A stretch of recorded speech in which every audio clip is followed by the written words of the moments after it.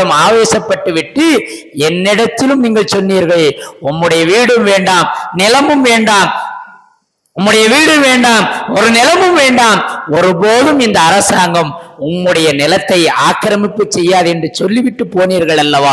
இந்த உரிமை எனக்கு இருக்கிறது என்பதை எல்லோருக்கும் தெரிவிக்க வேண்டும் என்பதற்காக வேண்டிதான் வழக்கு தொடுத்தேன். மஸ்ஜிது நபவியை விரிவுபடுத்துவதில் உங்களை விட அதிகம் ஆசை கொண்டு அதற்குறித்தான காலம் எப்பொழுது வரும் வரும் என்பதாக எதிர்பார்த்து கொண்டிருந்த மனிதர்களில் இந்த இப்னு அப்பாஸும் ஒருவன்.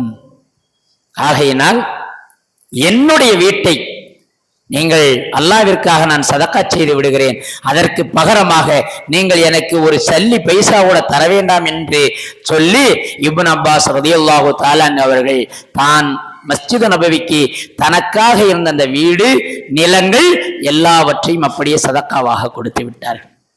இது போன்ற ஒரு நீதமான ஒரு நீதிபதியை இந்த உலகத்தில் இனிமேல் பார்க்க முடியுமா என்று சொன்னால் ஒரு குறிப்பிட்ட மனசாட்சி உள்ள சில மனிதர்களை காண முடியும். ஆனால் அரசுக்கு எதிராக தீர்ப்பு சொல்லுகிற நீதிபதிகளை எல்லாம் இன்றைக்கு நாம் பார்க்க முடியாது. எனவே நான் சொல்ல வருகிற ஒரு செய்தி என்ன என்று சொன்னால், ரசூலுல்லாஹி ஸல்லல்லாஹு அலைஹி வஸல்லம் அவர்கள் 1500 ஆண்டுகளுக்கு முன்பாகவே இப்படிப்பட்ட நீதிபதிகள் எல்லாம் வருவார்கள். அப்படி வருகிற அந்த காலகட்டத்தில் நாம் நம்முடைய கடமைகளை, நம்முடைய உரிமைகளை நிலைநாட்டுவதில் கவனமின்மையோடு இருந்துவிடக் கூடாது என்கிற ஒரு எச்சரிக்கை தான் அவர்கள் சொல்லி காட்டுகிறார். ஒரு சமயம் ரசூலுல்லாஹி ஸல்லல்லாஹு அலைஹி வஸல்லம் அன்னவரிடத்திலே ஒரு சஹாபி வருகிறார். யா ரசூலல்லாஹ், அரைத இன்ஜா ரஜுலுன் யுரீது அஹத மாலி, எனக்கு உரித்தான ஒரு பொருளை என்னிடத்திலிருந்து எடுத்துக் கொள்வதற்கு ஒருவன் வந்தால் அவனிடத்திலே நான் எவ்வாறு நடந்து கொள்ள வேண்டும் என்பதாக கேட்கிறார்கள்.